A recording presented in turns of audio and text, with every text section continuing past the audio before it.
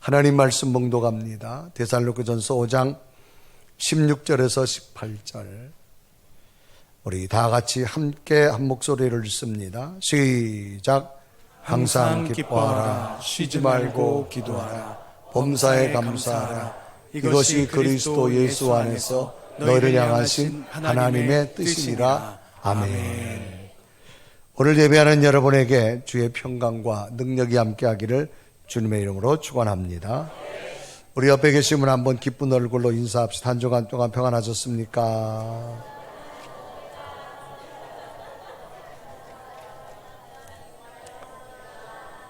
자, 우리 조금 더 기쁜 얼굴로 오늘도 당신 옆자리에 앉아서 행복합니다. 시작.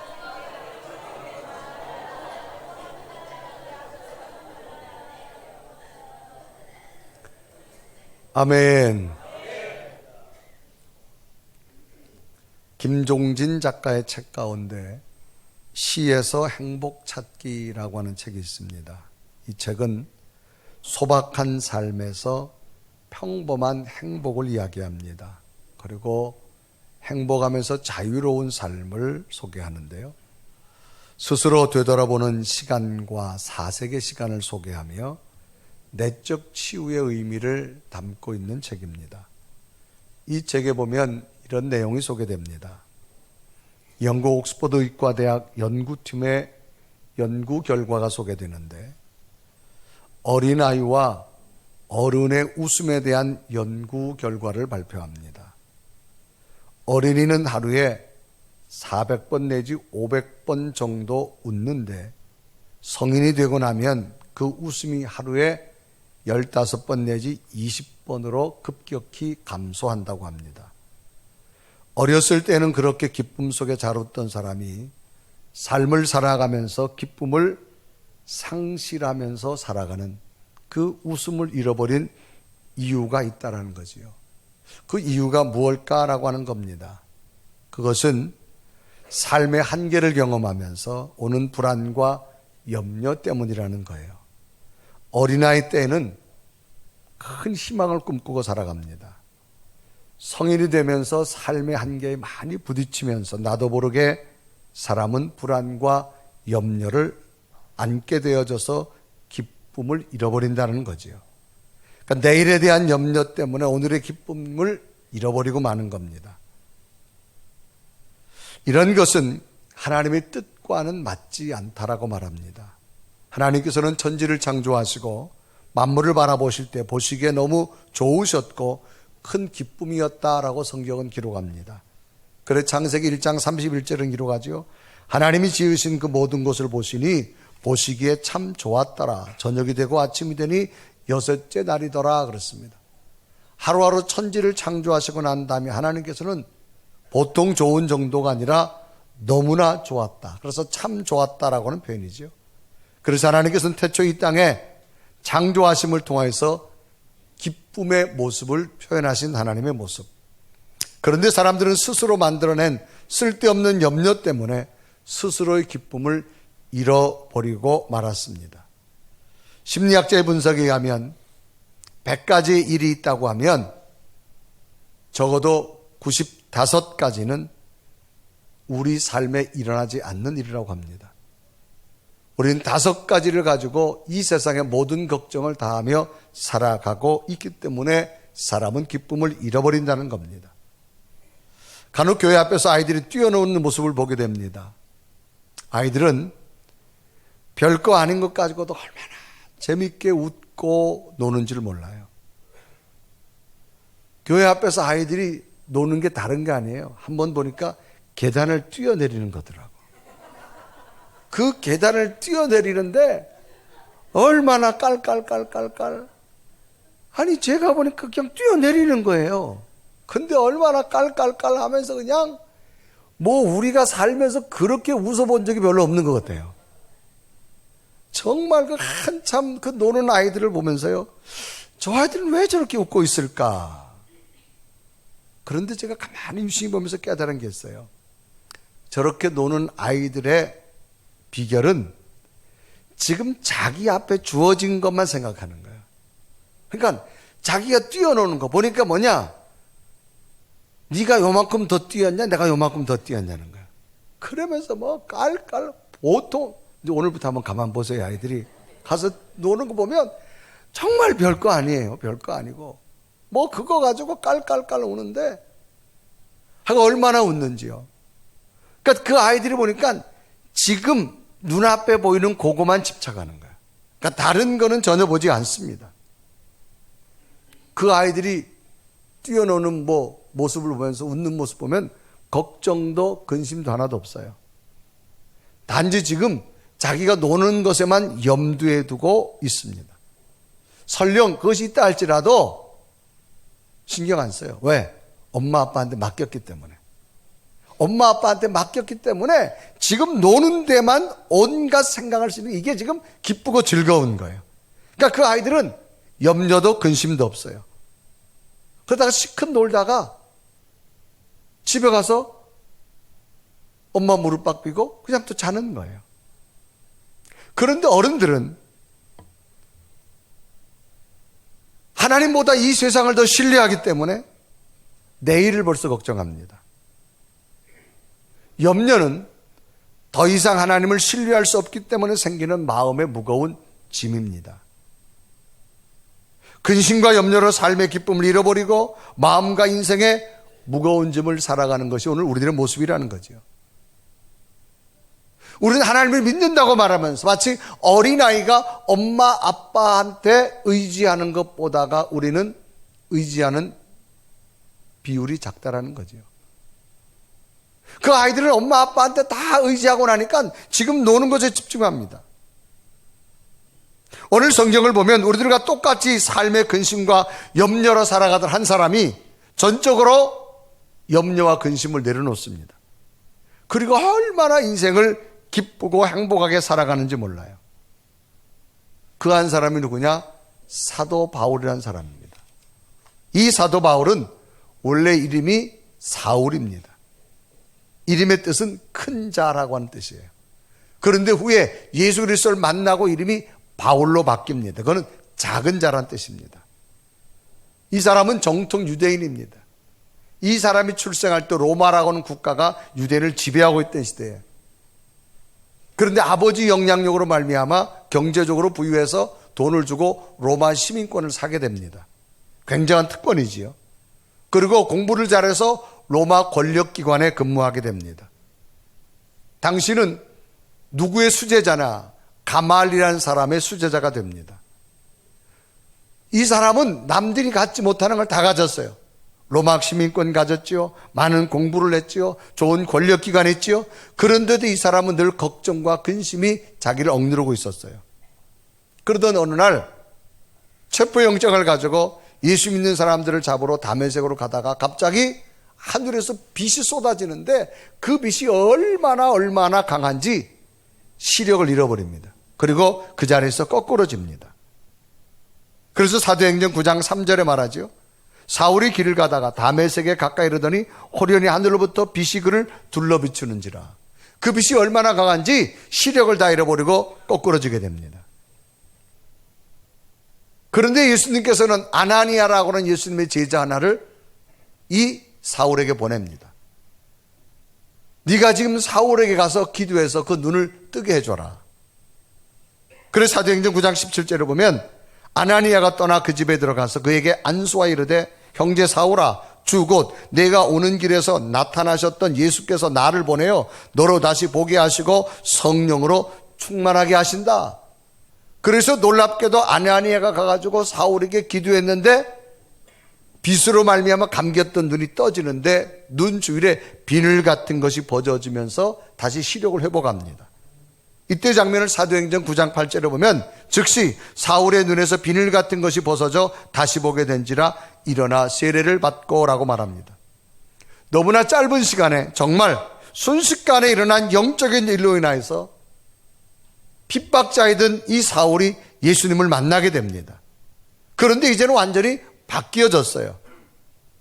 어떻게 바뀌어졌느냐? 예수 그리스도를 핍박하던 자가 예수 그리스도 복음을 전하는 자가 되어지고 끝내는 순교하는 자의 길을 택합니다. 어떻게 많이 공부도 한 사람이 판단력도 있는 사람이 이렇게 바뀌어졌을까? 이런 영적인 큰 변화를 사도 바울이 겪은 후에는 그는 예수 그리스도를 만나고 자기가 하나님의 큰 뜻이 무언가를 깨달았어요. 그래서 그 깨달은 뜻을 오늘 성경은 말하는데, 이 바울이 깨달은 건 뭐냐? 항상 기뻐하라는 거예요.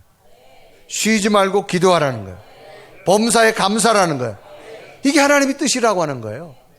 그리고 오늘 성경은 데살로니가전서 5장 16절과 18절 다 같이 읽습니다. 시작. 항상 기뻐하라. 쉬지 말고 기도하라. 범사에 감사하라. 이것이 그리스도 예수 안에서 너희를 향하신 하나님의 뜻.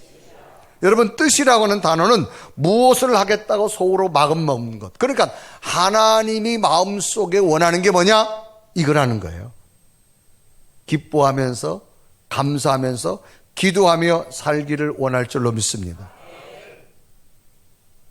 그런데 오늘 성경에 보면 놀라운 사실은 바울이 이것을 이제 데살로니가 소개를 하는데, 여러분 기뻐하세요, 여러분 감사하세요, 여러분 기도하세요, 그렇게 말하지 않습니다. 여기서 바울이 말할 때는 명령형으로 말합니다. 기뻐해라, 감사해라, 기도하라.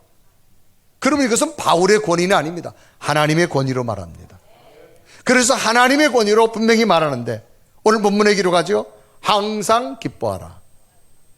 그래 16절에 기록하라. 17절에 쉬지 말고 기도하라. 18절에 범사에 감사하라. 이것이 그리스도 예수 안에 너희를 향한 하나님의 뜻이니라. 그러니까 명령형, 하라. 이건 바울의 권위가 아니라 바울을 통해 역사하시는 하나님의 권위입니다. 그러면 하나님이 바울을 통하여서 뜻하심이 무엇인가를 깨달으면서 오늘 우리들도 예수 그리스도를 믿는 자라면 하나님의 뜻을 찾으시고 이것이 우리에게 주는 명령으로 받들어서 이렇게 살기를 주님의 이름으로 축복합니다. 첫째는 그럼 하나님께서 무엇을 명령하시느냐? 따라합시다. 항상 기뻐하라. 명령하고 있어요. 지금 기뻐하세요 그게 아니에요. 권사님 기뻐하세요 아니에요. 집사님 기뻐하세요도 아닙니다. 그냥 기뻐하라는 겁니다. 여러분, 명령이란 말은 상위 조직이 하위 조직이 무엇을 하게 하는 것을 명령이라고 말합니다. 군에서는 상급자가 하급자에게 군사적 행위를 지시하는 것, 그것을 여러분 명령이라고 말합니다. 사실 기뻐한다고 하는 것은 영혼의 자발적인 감정으로 나오는 것이기 때문에 강요할 수 있는 건 아닙니다. 그럼에도 불구하고 바울이 데살로니가 교회들에게 하나님의 권위를 가지고 기뻐하라 이렇게 명령을 하는 이유는 무엇일까? 이 말씀을 받는 데살로니가 교인들이 당연히 기뻐야 될 당위성을 가지고 있는 겁니다. 왜?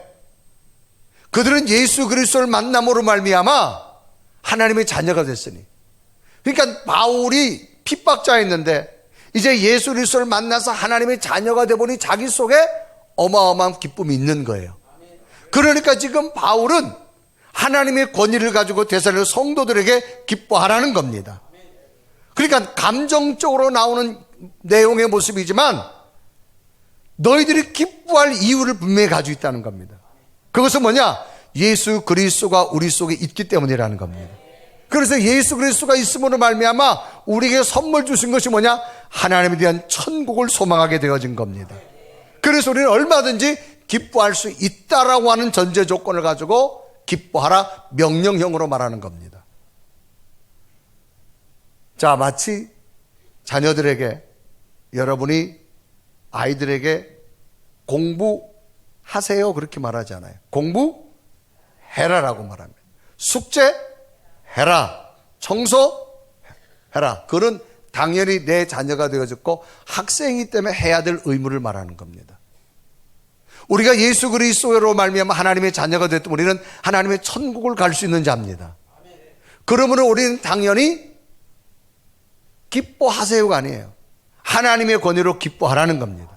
내가 내 자녀에게 공부해라, 숙제해라 이거 하듯이 여러분, 이거는 당연히 내 자녀이기 때문에 해야 될 당위성을 가지고 있다는 거죠. 마치 자동차 면허증을 획득한 자가 자유롭게 기쁨으로 운전해야 하는 것처럼 우리 속에 예수 그리스도가 있다면 우리는 예수 그리스도가 주신 기쁨을 가지고 당연하게 기뻐하기를 원하실 줄 믿습니다. 가령 병원에서 수술 후에 아픈 부위를 제거하고 이제는 정상적인 삶으로 살아가세요라고 하는 의사의 소견과 판단이 나왔다면 그 사람은 그렇게 살아야 됩니다.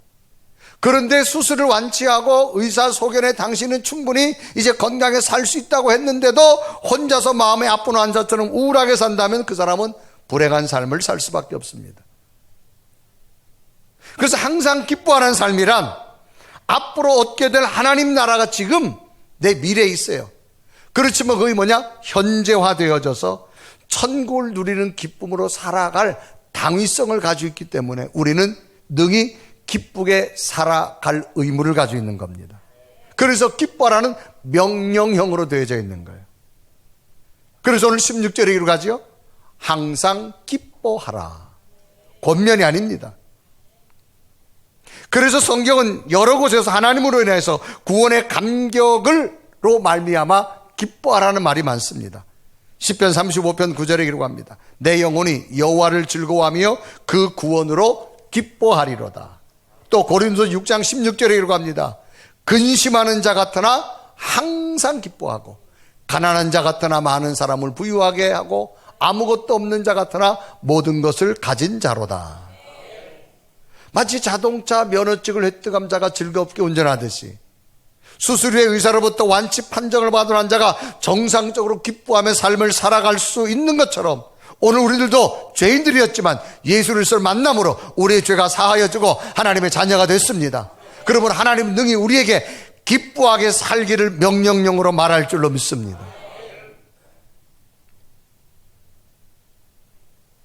자식에게 공부해라, 숙제해라, 그런데도 안 한다. 그러면 여러분은 어떻게 하시겠습니까? 계속 말로만 하시겠습니까? 한 대 때리시겠습니까? 하나님은 명령하십니다. 우리가 예수 그리스도를 하나님의 자녀가 됐으면 기뻐하라는 겁니다. 만약에 우리가 기뻐하지 않으면 기쁨을 빼앗아가 버립니다. 내가 만들래야 만들어질 수 없습니다. 하나님이 주신 선물 잘 사용하시길 바랍니다. 프랑스의 소설가 생텍두베리라고 하는 사람의 작품 가운데 어린 왕자라고 하는 책이 있습니다. 어린 왕자를 통해 보이지 않는 우리 마음을 다루는 그런 책입니다. 여기 보면 어린 왕자와 여우가 나옵니다. 이 여우와 어린 왕자가 잘 사귀다가 이제 작별할 시간이 됐어요. 슬픔의 눈물을 나래하는 여우에게 어린 왕자는 작별을 고해야 됩니다. 이때 여우가 어린 왕자에게 중요한 말을 합니다. 왕자님, 내가 비밀 하나 알려줄게. 아주 간단한 건데 이거는 마음으로 봐야만 보여. 그러면서 어린 왕자에게 여우가 뭐라 말하느냐? 정말 중요한 것은 눈에 안 보이거든. 그랬어요. 정말 중요한 것은 눈에 안 보이거든. 그리고 헤어졌어요. 어린 왕자는 이 여우가 건네준 말을 늘 마음에 묵상합니다. 정말 중요한 것은 눈에 안 보이거든. 여러분, 가장 중요한 것은 눈에 보이지 않는다라는 의미입니다. 오늘 우리들이 기쁨을 잃어버린 것 중에 하나가 뭡니까? 눈에 보이는 것들 때문에 우리는 기쁨을 잃어버립니다. 그런데 정작 눈에 보이는 것들은 금방 사라지는 것들입니다. 건물도, 재물도, 소유도. 우리 눈에 보이는 아름다운 꽃도 머지않아 곧 시들어 버립니다. 푸르른 나무도 낙엽이 다 떨어져 버립니다. 그러나 눈에 보이지 않는 것은 사라지지 않고 영원합니다. 신앙은 보이는 대상을 추구하는 것이 아니라 보이지 않는 하나님을 믿는 겁니다. 왜 불안과 근심과 초조와 염려로 기쁨을 잃어버리고 살아갈 수 있을까라는 겁니다. 그것은 눈에 보이는 대상의 모든 것을 마음에 두고 있기 때문입니다. 그래서 눈에 보이는 것이 사라지고 나니까 자신도 모르게 마음이 흔들립니다. 근심하고 염려하고 고통을 가슴에 안고 살아갑니다. 이유는 사람들은 믿음이 있다고 하면서도 보이지 않는 것들, 영원한 하나님에 대한 가치를 모르고 있기 때문입니다. 정말 중요한 것은 우리 눈에 보이지 않습니다. 미세먼지는 눈에 잘 보입니다. 우리에게 필요한 공기는 눈에 보이지 않습니다. 정말 중요한 건 공기입니다. 편안한 것도 눈에 잘 보입니다. 그런데 평안한 것은 눈에 보이지 않습니다. 우리에게 필요한 것은 편안한 것이 아닙니다. 내 마음속에 하나님 주시는 평안이 있어야 될 줄로 믿습니다. 그래서 고린도서 4장 18절은 기록합니다. 우리가 주목하는 것은 보이는 것이 아니요 보이지 않는 것이니 보이는 것은 잠깐이요 보이지 않는 것은 영원함이라. 우리는 눈에 보이는 것 가지고 속상해합니다. 이 눈에 보이는 건 사람을 속입니다. 사람을 힘들게 만듭니다. 사람을 결국은 끝에 가서는 허무하게 만들어버리고 맙니다. 성경의 인물이 증명합니다. 이스라엘 역사의 최고의 권력과 왕권, 그의 말로 이 땅의 모든 것을 다 소유했던 솔로몬 왕이 있습니다. 이 사람은 자신이 눈에 보이는 것 다 소유했어요. 그렇지만 결국 죽음 앞에서 그가 깨달은 것은 뭡니까? 눈에 보이는 것으로 말미암아 자기는 뭘 깨달았냐? 헛되다는 걸 깨달았다는 거예요. 그래서 전도서 1장 2절은 말합니다. 전도자가 이르되 헛되고 헛되며 헛되고 헛되니 모든 것이 헛되도다. 정말 자기는 왕권을 가지고 모든 걸 소유해봤지만 눈에 보이는 것은 다 사라지더라는 거죠. 헛되다라고 말합니다. 이 헛되다는 말을 5번이나 말합니다. 성경에 나오는 예수님의 제자들의 모습을 생각해 봅니다. 예수님의 태어날 당시는 로마라는 국가가 유대인을 지배하고 있던 시대에 누가 좀 이 나라를 해방시켜 줄까? 그래서 예수님이 태어날 때 마태복음 기자는 왕이라고 표현합니다. 로마에서 우리를 해방시켜 줄 왕이다. 사람들이 모여들었어요. 심지어 예수님의 제자들마저도 예수님 뒤를 따라가면서 자기들끼리 막 신경전을 벌입니다. 왜? 야, 예수님이 나라 왕이 되면 네가 좌측에 앉을래? 네가 우측에 앉을래? 자기들은 이제 예수님 왕이 되면 보이는 권력에 관심이 집중되어 있었습니다. 그런데 예수님이 왕이 되지 못하고 십자가의 죽음을 맞이해버리고 맙니다. 눈에 보여야 할 것이 사라졌습니다. 결국 저들은 예수님 버리고 다 옛생활로 돌아가 버렸습니다. 그런데 후에 부활하신 예수님이 자기를 찾아왔습니다. 놀랍게도 그들 속에 보이지 않는 하나님의 성령이 임하고 나니까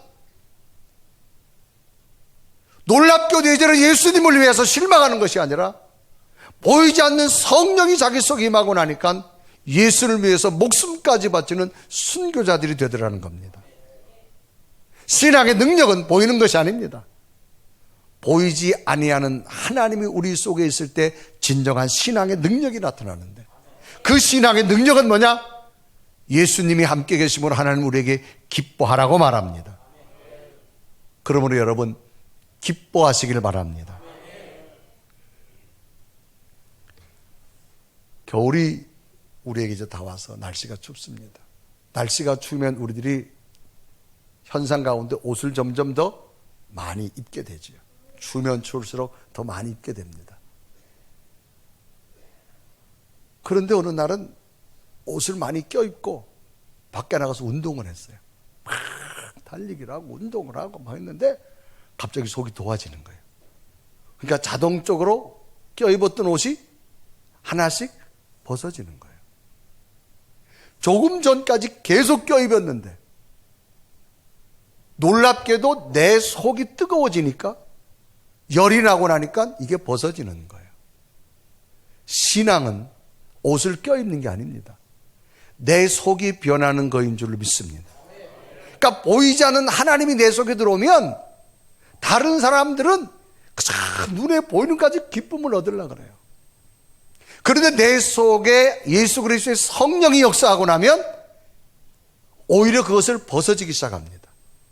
내 마음속에 하늘의 기쁨이 채워질 줄로 믿습니다. 그래서 그 기쁨이 채워지나 얼마나 마음이 평안한지 몰라요. 무엇을 얻어서 무엇을 주머니 채워서 기쁜 것이 아니라 예수 그리스도가 내 안에 계심으로 평안한 거예요. 이 평안을 누리시길 바랍니다. 그래서 요한복음 14장 27절에 기록하죠. 평안을 너에게 끼치노니 곧 나의 평안을 너에게 주노라. 내가 너에게 주는 것은 세상에 주는 것과 같지 아니하니라. 너희는 마음에 근심하지도 말고 두려워하지 말라. 그러니까 세상이 주머니 채워서 주는 평안이 아니라, 기쁨이 아니라 세상 주는 것과 다르다라고 말합니다. 그러므로 우리 속에 예수 그리스도가 있다면 내 속에 성령으로 충만한 보이지 않는 것으로 말미암아 늘 기쁨이 폭발되시길 바랍니다. 두 번째, 하나님이 말씀하시는 명령이 뭐냐? 따라합시다. 범사에 감사하라. 여러분, 범사란 말은 모든 일, 그저 평범한 일을 범사라고 말합니다. 감사란 뭐예요? 고맙게 여기는 마음이에요. 이건 뭐예요? 그저 평범한 가운데서 감사하라, 그런 얘기입니다. 이것 또한 명령형입니다. 그러니까 우리가 하나님의 자녀가 됐으면 당연하게 감사하며 살으라는 겁니다. 여러분이 따뜻한 밥을 해줬어요. 자녀한테 감사 좀 하세요. 그게 아니에요. 감사해라 그러는 거예요. 왜? 내 자녀고 내가 그 자녀를 낳았기 때문에. 아멘. 자녀 보고 제발 감사 좀 하세요 그렇게 말하지 않아요. 너 감사해라, 이 말이 그 자녀를 바로 키우는 거예요. 아멘. 오늘 명령형으로 말합니다. 범사에 감사하라는 거예요. 그럼 보세요. 양말 하나 사줬어요. 엄마 감사해요. 그러면 그 아이한테는 양말 하나 또 사주고 싶어요. 목도리 하나 사줬어요. 엄마 감사해요. 그럼 그 아이에게는 외투 하나 사주고 싶어요. 이런 거예요. 그러면 감사하라는 겁니다. 그러면 이런 감자가 언제 생기느냐? 하나님이 내 속에 있음을 깨달아질 때 감사합니다. 그러니까 아이들을 키우다 보면요, 부모에 대한 사랑을 느낄 때부터, 그때부터 아이들이 감사하기 시작합니다. 그런데 이 사랑을 모르면 감사가 안 나와요. 이스라엘 백성들이 애굽을 나온 후에 광야 40년을 지나오면서 그들은 어려움을 만날 때마다 지금까지 인도하신 하나님은 다 잃어버렸어요. 그저 없을 때마다 원망하고 불평을 먼저 합니다. 왜 하나님께서 광야 40년 동안 저들을 그 모래 광야에서 저들을 지내게 했을까요? 하나님 중에 하나입니다.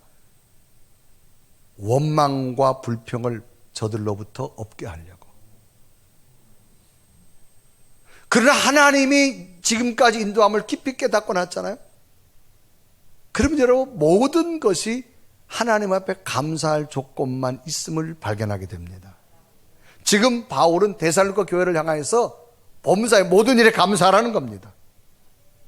바울은 당시 자기에게 찾아온 현실을 보면 감사할 수 있는 상황이 아닙니다.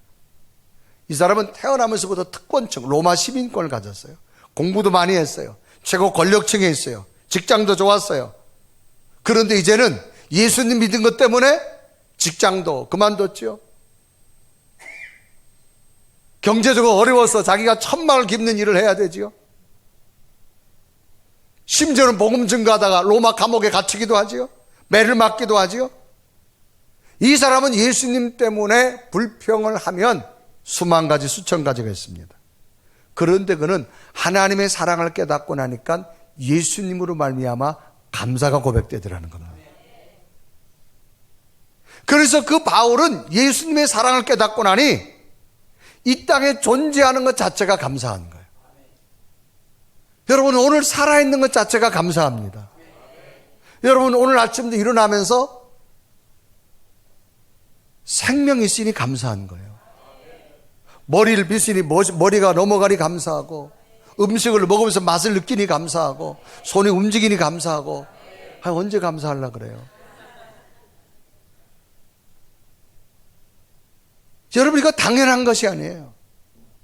늘 하나님이 날마다 우리에게 주는 선물입니다. 그래서 이 바울은 살아있는 존재 자체가 감사하고, 바울은 일반 은총이라고 말하는데, 그죠? 모든 사람에게 공기도 주고 자연도 주고 삶에, 이것 또한 감사하더라는 겁니다.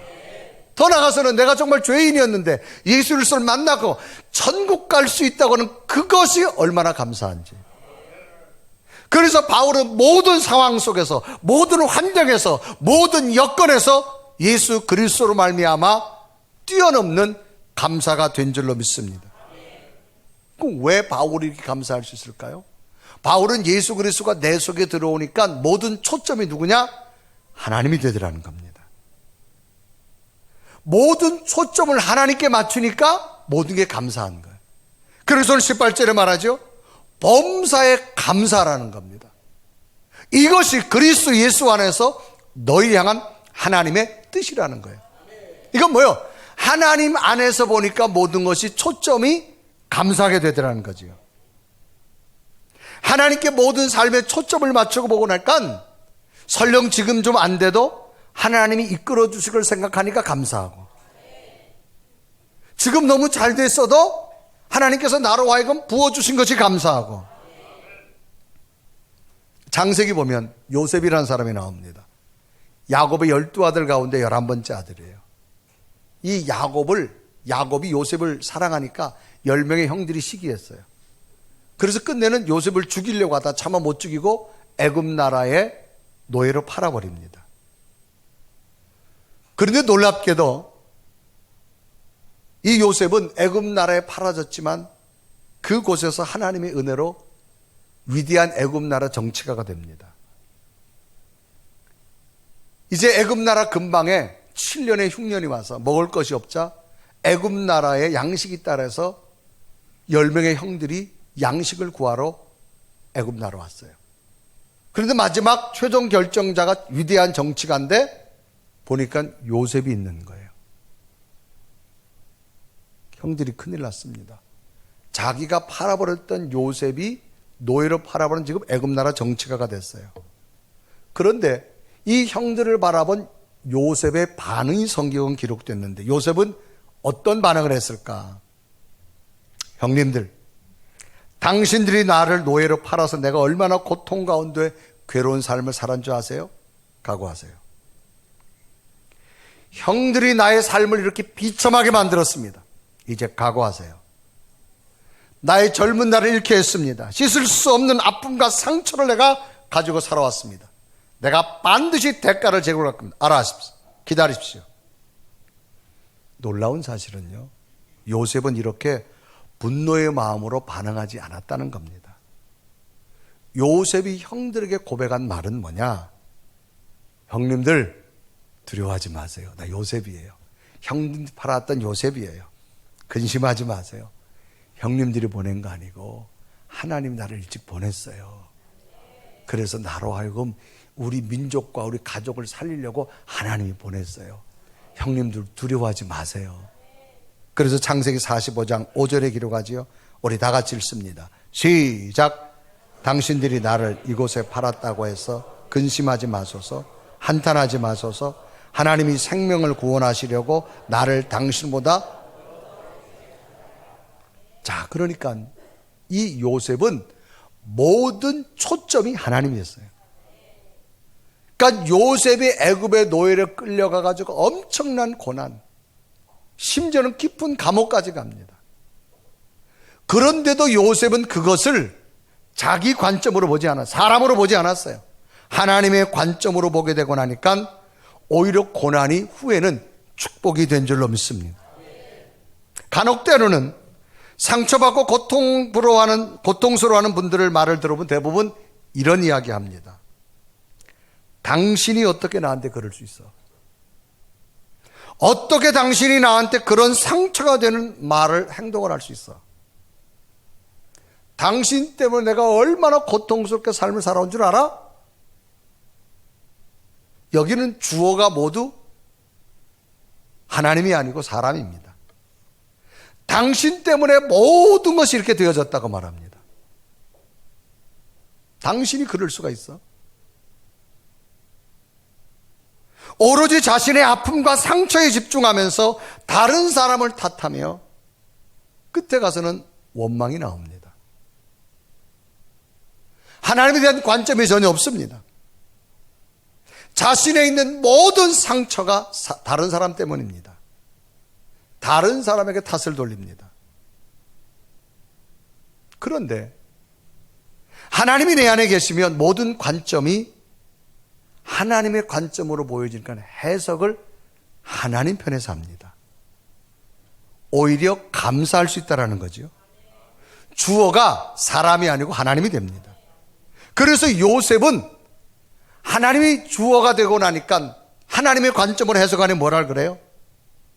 하나님이 나를 이렇게 인도하셨습니다. 하나님이 내게 이 일을 허락하셨습니다. 하나님이 나를 통해서 많은 생명을 구원하시려고 미리 앞서서 보냈습니다. 그래서 창세기 45장 5절 분명히 요셉이 형들을 만나서 고백하는 말씀 다시 한번 읽습니다. 시작. 당신들이 나를 이곳에 팔았다고 해서 근심하지 마소서. 하나님이 생명을 구원하시려고 하나님께서 당신보다 앞서 먼저 보내셨나요?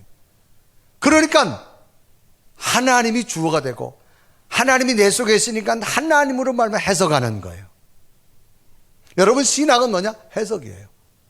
해석만 잘하면요 얼마든지 행복할 수 있습니다.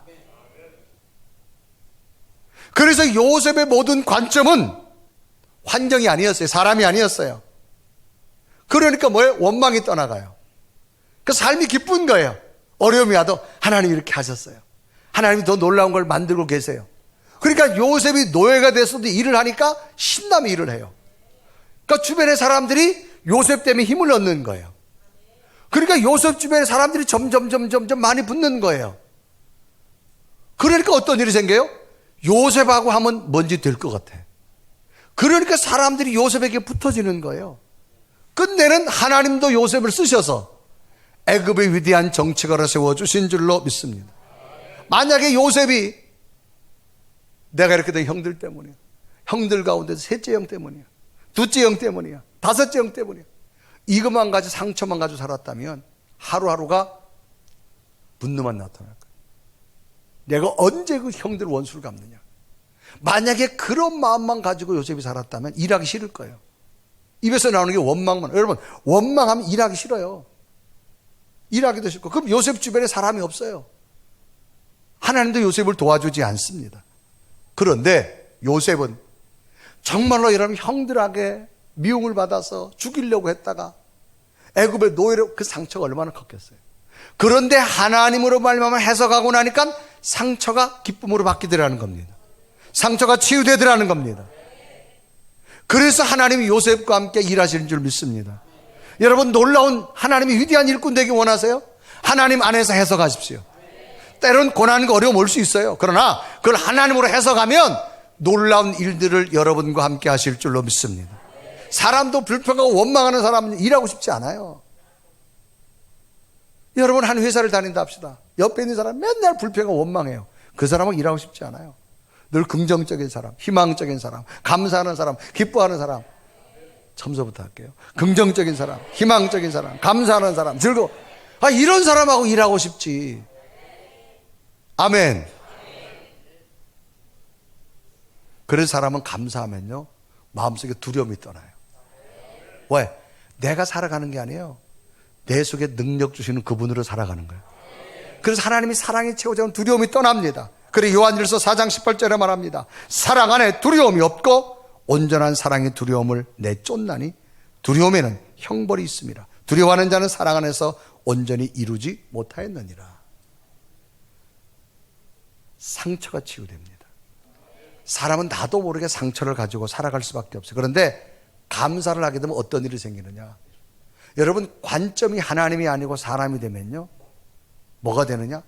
꼬리에 꼬리를 자꾸 물어요. 누구 때문에, 누구 때문에, 저것 때문에, 이것 때문에, 누구 때문에. 이게 끊임없이 꼬리에 꼬리를 물고 갑니다. 그런데 하나님이 내 속에 관점으로 바뀌고 나면 모든 게 감사한데, 꼬리가 아니에요. 이 사람 때문에 감사하고, 저 사람 때문에 감사하고, 이 사람 때문에 기뻐하고. 그런데 꼬리에 꼬리를 물면 불평이 생기고 원망이 생기고 염려와 근심이 가득 찹니다. 그럼 어떻게 되는지 아세요? 사람은 뼈가 말라요. 뼈가 마르기 시작합니다. 여러분, 뼈는 사람의 피를 생성하는 것이에요. 그러니까 피를 만드는 공장 같은 게 뼈입니다. 뼈. 그래서 마음에 상처와 근심이 많으면 그 사람은 피가 잘 생성되지 않습니다. 사람은 건강한 피가 안 만들어지면 곧 질병에 병들고 맙니다. 그래서 잠언서 17장 22절은 기록하죠. 마음의 근심은 양약이라도, 마음의 즐거움은 양약이라도 심령의 근심은 뼈를 마르게 하느니라. 아멘. 여러분, 감사로 우리 몸이 만들어지면요, 건강한 뼈에서 건강한 피가 생깁니다. 어떤 질병도 떠나갑니다. 마음속의 상처도 치료될 줄로 믿습니다. 그러니까 감사하면 새로운 삶이 펼쳐져요. 여러분, 마음의 상처가 얼마나 무서운가. 이틀 전에는 방송 중에 인터뷰 시간이 돼서 한 분을 만났는데, 이분은 안현수 목사님이라고 부르는데 통합측 장로교 목사님이세요. 이분이 이번에 국민 포장 훈장을 받았어요, 국가에서. 뭘 왜 받았느냐, 이분이 교정선교회, 교도소 재소자들에게 복음을 전하는 것이 많은 사람에게 귀감이 돼가지고 국가에서 국민 포장이라고 하는 상을 얻게 돼서 인터뷰를 하게 됐는데, 이분하고 인터뷰하다 보니까 이분 앞에 무슨 조각품이 하얀 게 2개 있더라고요. 십자가하고 예수님, 하나는 십자가 못 봐, 하나는 어깨를 진 건데, 이게 뭐냐 그러니까 사형수가 세탁 비누를 깎아가지고 만든 거예요. 세탁 비누를 깎아가지고 목사님한테 선물한 거예요. 내가 마지막 세상을 떠나지만 예수 그리스도 내 속에 계시다, 그런 고백으로 사형된 사형수가 판결을 받고 교도소에서 그걸 깎은 거예요. 세탁비누. 제가 만져보니 정말 세탁비누예요. 그래서 자기는 이거를 잊을 수가 없다라고 하면서 가져나왔는데, 그리고 편지를 가져왔어요. 재소자들이 이 목사님이 보낸 편지를 가져왔는데, 그 중에 하나를, 편지를 제가 조금 보다가 참 큰 충격을 받았어요. 그거는 20대 청년입니다. 2011년 해병대 총기 난사 사건이 일어났어요. 그 총기 난사 사건을 일으킨 그 사병이 지금 군에서 사형 언도를 받고 지금 재소 중에 있는 거예요. 그래서 목사님이 이분을 만났지요.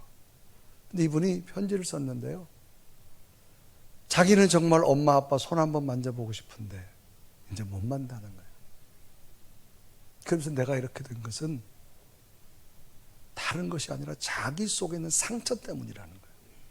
그 상처가 어느 순간에 욱 나와가지고 자기가 사람들을 사살하는 그런 일을 했다는 거예요. 그래서 그분이 지금 재소자가 편지를 써서 목사님한테 줬는데, 이게 원본입니다. 봉투고 내용이고, 이거를 좀 쉽게 타이핑을 해서 썼는데 이런 거예요. 제가 한번 읽어드리면, 안현수 목사님께 2011년 7월 4일 총기 난사 사건 주범인 김민찬이라고 합니다. 목사님, 저는 이제 사형을 받을 것입니다. 어린 나이 20세의 교도소에서 평생 나가지 못하고 엄마 아빠 손도 제대로 잡지 못한 인생이 되었습니다. 목사님, 저 정말 죽을 것 같습니다. 저는 초등학교 때부터 이날 이때까지 15년 동안 괴롭힘을 받아왔습니다. 저로서는 더 이상 살 가치도 없습니다. 더 이상의 희망도 없습니다. 목사님, 저는 목사님을 뵙고 싶습니다. 그러면서 내가 이렇게 된 것은 어려서부터 이 상처. 여러분, 사람은 차라리 손 하나 아픈 게 나아요. 그런데 이 상처는 눈에 보이지 않습니다. 여러분, 이 상처를 치료하는 게 뭐예요? 하나님의 은혜입니다. 하나님의 사랑입니다. 이 하나님의 은혜가 들어오고 나면 여러분, 눈녹도 사라질 줄로 믿습니다. 오늘날 우리 현대사회 문제되는 게 뭐예요? 이 정신적 분노 조절이 안 되고 정상적인 삶을 가지 못하는 것, 마음의 상처들이 나도 모르게 있다는 겁니다. 여러분, 이것이 예수 그리스도 은혜로 치유될 줄로 믿습니다. 이게 감사하면 상처가 치유돼요. 그런데 감사를 잃어버리고 나면 꼬리를 물고 꼬리를 물고 내가 누구 때문에 아니에요, 여러분. 그래서 오늘 하나님은 감사하라는 겁니다. 여러분, 무조건 감사하십시오. 여러분 속에 상처가 치유될 줄로 믿습니다. 근데 이거 해보지만 어려워요. 항상 기뻐하고 범사에 감사는 어려워요. 그런데 할 수 있는 방법을 가르쳐 줬어요. 따라합시다. 쉬지 말고 기도하라. 그래서 세 번째는 쉬지 말고 기도하라는 거예요. 우리 힘으로는 힘들어요. 그러나 하나님 도와주세요. 하나님 나와 함께 해주세요. 기도할 때 하나님이 날마다 새로운 능력을 주시는데 내 생각도 떠나가게 하고 꼬리에 꼬리를 무는 증오도 떠나가게 하고 하늘의 평안으로 여러분 마음을 채워주실 줄로 믿습니다. 그래서 빌립보서 4장 6절과 7절은 기록하지요. 아무것도 염려하지 말고 오직 모든 일에 기도와 간구로 너희 구할 것을 감사함으로 하나님께 아뢰라. 그리하면 모든 지각에 뛰어난 하나님의 평강이 그리스도 예수 안에서 너희 마음과 생각을 지키시리라. 그러므로 기도하라는 거예요. 사랑하는 여러분, 우리 속에 믿음이 있다면, 하나님이 계시다면 항상 기쁘게 사십시오. 범사에 감사해 사십시오. 기도하며 사십시오. 이런 능력이 여러분 삶 속에 나타나기를 주님의 이름으로 축원합니다. 우리 한번 고백하며 찬양할까요? 그러면 하나님 원하는 그 기쁨의 삶, 감사의 삶, 저도 이렇게 살겠습니다. 우리 고백하며 찬양합니다. 항상 기뻐하라. 쉬지 말고 기도하라. 범사에 감사하라.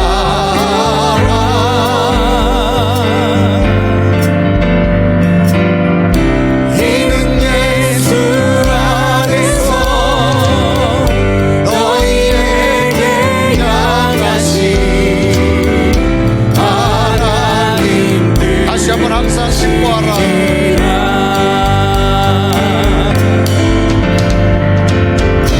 항상 기뻐하라.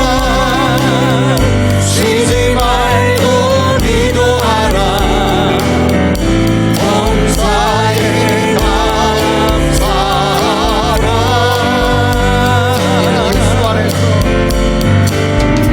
이는 예수 안에서 너희에게 향하신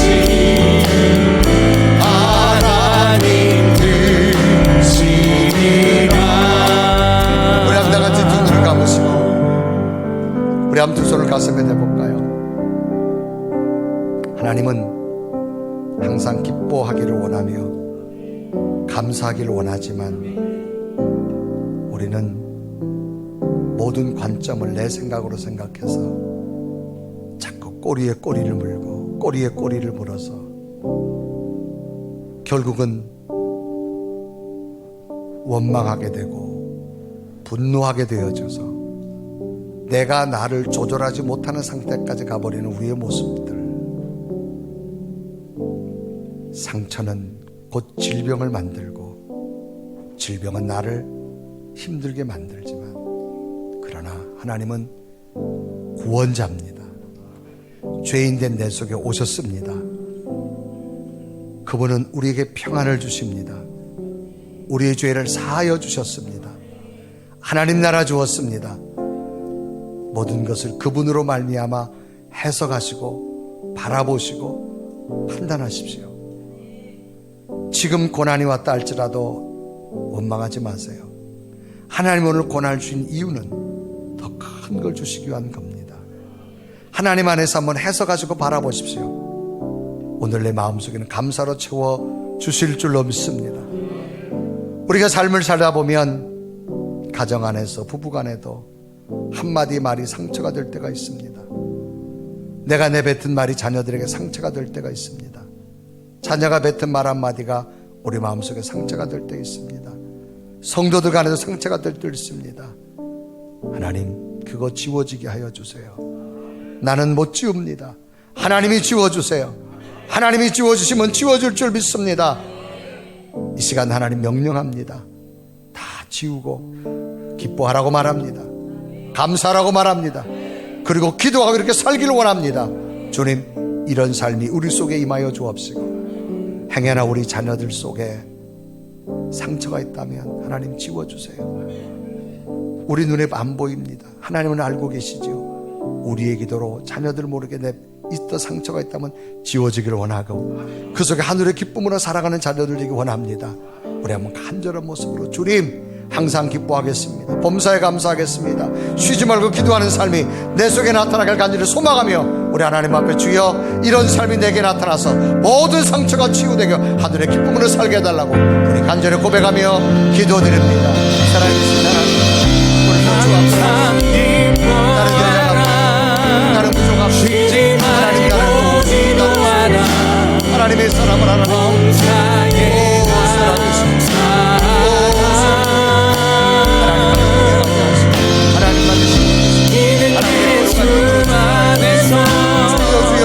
너희에게 향하신 하늘의 평안을 원하고 하늘의 감사를 받고 하늘의 기쁨을 살고 하나님 내 속에 당신의 기쁨 예수 그리스도의 능력으로 항상 기뻐하라 쉬지 말고 기도하라 하나님의 거룩한 범사에 감사하라